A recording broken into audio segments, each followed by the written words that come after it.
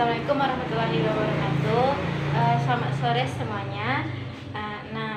Pada sore hari ini kita akan mempelajari tentang pembelajaran sejarah kebudayaan Islam, itu tentang Khulafaur Rasyidin. Nah, tujuan kita mempelajari pembelajaran ini adalah supaya Ananda semua mengetahui apa itu Khulafaur Rasyidin dan bagaimana proses pengangkatan khalifah tersebut. Nah, sebelum kita masuk bagaimana proses pengangkatan para khalifah tersebut, yang pertama kita harus membahas tentang pengertian Khulafaur Rasyidin. Pengertian. Nah, Khulafaur Rasyidin itu yaitu para pemimpin yang mendapat petunjuk, yaitu para pemimpin setelah wafatnya Rasulullah Shallallahu Alaihi Wasallam. Nah, para Khulafaur Rasyidin ini terdiri dari 4 orang. Yang pertama Abu Bakar As-Siddiq, yang kedua Umar bin Khattab, yang ketiga Utsman bin Affan, dan yang keempat Ali bin Abi Thalib. Nah, kita masuk pada khalifah yang pertama, yaitu Khalifah Abu Bakar As-Siddiq. Nah, Abu Bakar As-Siddiq ini mempunyai nama asli yaitu Abdullah bin Abi Quhafa. Ia lahir pada tahun 572. Nah, Abu Bakar As-Siddiq ini dia adalah sahabat yang paling dekat dengan Nabi Muhammad SAW ketika Nabi melakukan hijrah. Nah, proses pengangkatan Abu Bakar As-Siddiq sebagai khalifah itu setelah Rasulullah SAW wafat, Rasulullah belum ada menunjuk siapa pengganti beliau, sehingga pada saat itu, bahkan sebelum jenazah Nabi belum dimakamkan, kaum Muhajirin dan kaum Ansor berkumpul di Saidah. Bahkan sebelum jenazah Nabi Muhammad SAW dimakamkan, maka kaum Ansor dan kaum Muhajirin berkumpul di Saqifah Bani Saidah. Nah, di situ mereka memusyawarahkan siapa pengganti Rasulullah, dan pada saat itu kaum Ansor mengajukan diri sebagai khalifah, namun kaum Muhajirin menolak, sehingga terjadilah perperangan mulut di antara kedua kaum tersebut. Namun setelah kedatangan Abu Bakar As-Siddiq dan Abu Bakar menjelaskan semuanya, sehingga terjadilah perdamaian di antara kedua kaum tersebut, dan mereka menunjuk Abu Bakar sebagai pengganti Rasulullah, sehingga mereka membaiat Abu Bakar sebagai khalifah. Nah, pada masa Abu Bakar As-Siddiq ini ada beberapa kebijakan yang dilakukannya, yaitu yang pertama yaitu memberantas pemberontak dan orang-orang yang enggan membayar zakat, serta nabi palsu dan orang-orang yang murtad, serta Abu Bakar juga melakukan pembukuan Al-Quran. Nah, pada masa Abu Bakar ini dia juga melakukan ekspansi ke bagian utara, seperti ke bagian Arab dan sekitarnya.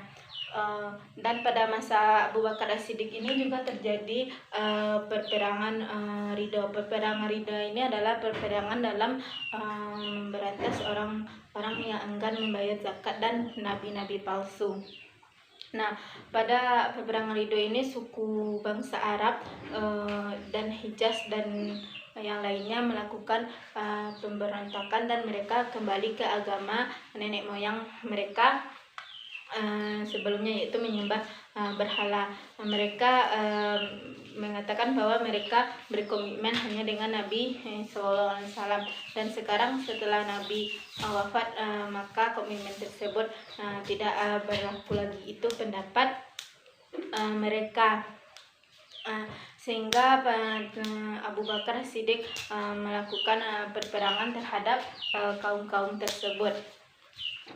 Perperangan yang terbesar adalah perperangan melawan Habib Al-Nafi atau yang lebih dikenal dengan Musailamah Al-Kadzab. Dia mengaku dirinya sebagai pengganti Nabi yang telah wafat.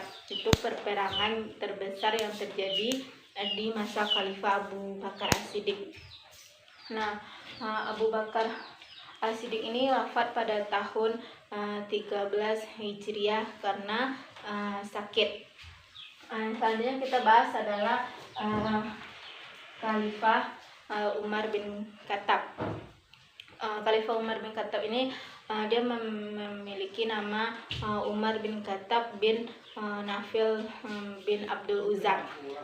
Dia diberi julukan oleh Rasulullah sebagai Al-Furqan, itu pembeda hak yang benar dan yang salah. Proses pengangkatan Umar bin Khattab ini sebagai khalifah yaitu sebelum Abu Bakar wafat, dia menulis wasiat untuk bahwa Umar bin Khattab sebagai pengganti beliau. Namun meskipun itu wasiat dari Abu Bakar, namun telah dimusyawarahkan dengan kaum Muhajirin dan kaum Ansar, sehingga yang menulis wasiat tersebut adalah Utsman bin Affan. Nah, pada masa pemerintahan Umar bin Khattab ada beberapa kebijakan yang dilaksanakannya. Yang pertama yaitu perbaikan sistem pemerintahan dan peradilan, ekspansi ke Persia, Afrika Utara dan Damaskus, terus penetapan kalender Hijriah. Nah, pada masa perbaikan sistem pemerintahan dan peradilan ini, Umar bin Khattab melakukan sistem gaji dan pajak tanah, serta membuat peradilan yaitu untuk membedakan kelembagaan yudikatif dan legislatif, dan juga melakukan penetapan kalender Hijriah. Umar bin Khattab ini wafat karena dibunuh oleh seorang budak yang bernama Abu Lu'lu'. Umar bin Khattab dibunuh pada saat mengimani sholat subuh. Dia yang saat memimpin sholat subuh, Umar bin Khattab ditikam oleh seorang budak dari Persia yang bernama Abu Lu'lu'. Nah, yang pembunuhan ini dilatar belakangi karena dendam pribadi Abu Lu'lu' tersebut. Dia merasa sakit hati karena waktu kekalahan peperangan yang di Persia, sehingga dia membunuh Umar bin Khattab. Nah, selanjutnya khalifah yang ketiga yaitu Utsman bin Affan. Utsman bin Affan ini dia adalah as-sabiqul awalun atau orang-orang yang pertama memeluk agama Islam. Dia diberi julukan oleh Nabi yaitu Zulnurain, yang artinya dua cahaya, karena dia menikahi dua putri Nabi yaitu Ruqayyah dan Ummi Kalsum. Nah, proses pengangkatan Utsman bin Affan sebagai khalifah ini adalah waktu sebelum Umar bin Khattab wafat, dia menunjuk 6 sahabat untuk bermusyawarah siapa yang akan menggantikannya sebagai khalifah. 6 sahabat tersebut yaitu Utsman bin Affan, Ali bin Abi Thalib, Zubair bin Awam, Talha dan Sa'ad bin Waqqas. Nah, ke-6 sahabat tersebut akhirnya menunjuk Utsman bin Affan sebagai khalifah, dan resmilah Utsman bin Affan jadi khalifah pada saat ia berumur 70 tahun. Nah, pada masa pemerintahan Utsman bin Affan ini dia melakukan beberapa kebijakan, yaitu melakukan ekspansi ke bagian Persia dan lain-lainnya, serta mendirikan membangun pertanian, irigasi, membangun angkatan laut yang kuat, dan mendirikan mahkamah agung untuk pertama kalinya. Nah, Nah, pada saat pemerintahan Utsman bin Affan, dia mengganti para gubernur yang kurang cakap dengan orang-orang yang lebih cakap pada bidangnya, dan kebanyakan dari pihak Bani Umayyah, sehingga pada saat itu Utsman dianggap sebagai nepotisme. Nah, karena itu terjadi pemberontakan, dan Utsman pada waktu pemberontakan tersebut Utsman bin Affan terbunuh. Dia terbunuh pada saat membaca Al-Quran. Selanjutnya yaitu khalifah yang keempat, yaitu Ali bin Abi Thalib. Ali bin Abi Thalib ini juga termasuk orang-orang sabiqul awalun, itu orang-orang yang pertama memeluk agama Islam. Kisah Ali bin Abi Thalib dibaiat menjadi khalifah, yaitu pada masa pemberontakan tersebut Utsman bin Affan terbunuh. Bahkan berita Utsman bin Affan terbunuh sudah sampai ke bagian Persia, sehingga kekacauan terjadi di mana-mana, sehingga Zubair bin Awan dan Talha menunjuk Ali bin Abi Thalib sebagai pengganti Utsman. Awalnya Ali menolak, namun karena terus didesak oleh Zubair bin Awan dan Talha, akhirnya Ali menerima baiat tersebut. Nah, pada masa pemerintahan Ali ini tidak banyak kebijakan atau kebijakan dilakukannya, karena pada masa pemerintahan Ali ini terjadi kekacauan di mana-mana akibat pembunuhan Utsman.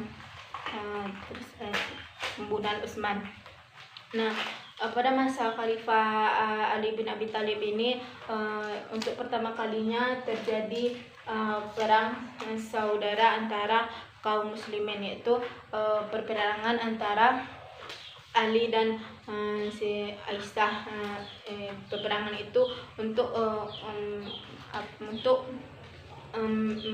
mengetahui keabsahan pemerintahan Ali.